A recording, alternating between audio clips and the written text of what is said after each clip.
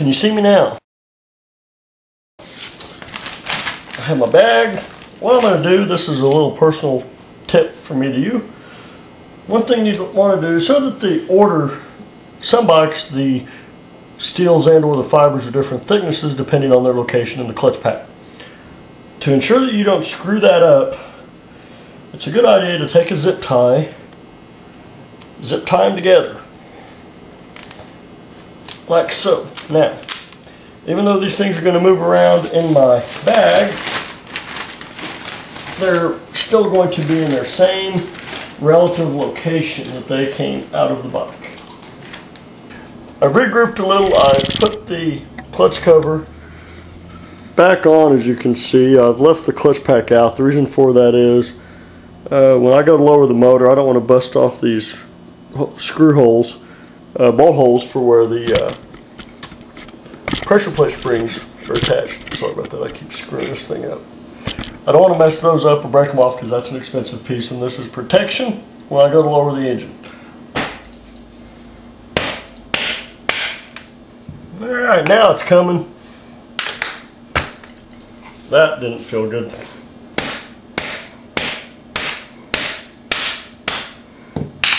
Okay, kids, this is where you got to be careful. Look at me, this is important. Actually, no, I'm going to sit down and get comfy. If you'll notice, no, don't look at me, look there. Okay, there we go. If you'll notice, hang on, let me get my tripod all happy. Okay, that's the shaft right there that we're dealing with. If you'll notice, that goes through the engine, but what else does it go through? That's right, the swing arm. Now, when I pop that shaft out,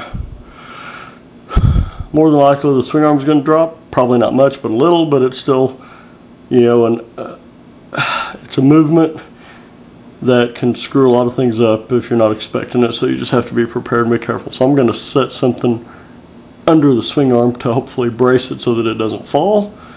We'll see what happens. I'll be back briefly. I'm trying to go ahead and show y'all. If you look at that shaft, you can see it's scored right there. It's really dry and rusty. That's why I had to beat on it. So yeah, when I put that back in, it's going to get a generous coat of lube so that that doesn't happen for a while, hopefully. Hey, it's me again. Okay, well, I'm going to go ahead and I've got the swing arm braced. There's a couple of blocks of wood right at the tire there that give me just a little bit of play for the swing arm to drop when it does, and then it'll catch. And I have an incredibly long shaft here, extension as it were.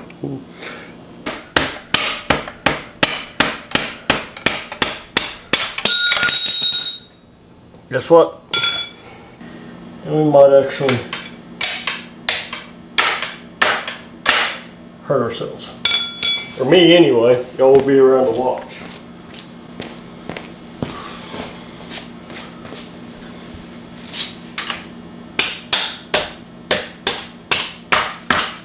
Always when you're doing this, by the way, keep your hands clear of things, because when you start pulling these bolts out, you don't know what's going to settle which way, and you don't want to pinch off digits. That's bad. I can tell as I pull this next one out, something's going to give.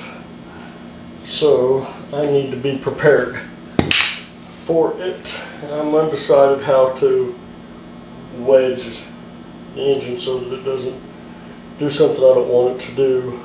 I don't recommend doing this by yourself. It's best to have help. So, you know, I'm trying to get it done by myself because I'm impatient, but try to get help. It's much safer and easier that way, but I don't usually follow my own advice. When I start to hurt myself, I would rather have it on film than not, because, well, that's when the best stuff happens.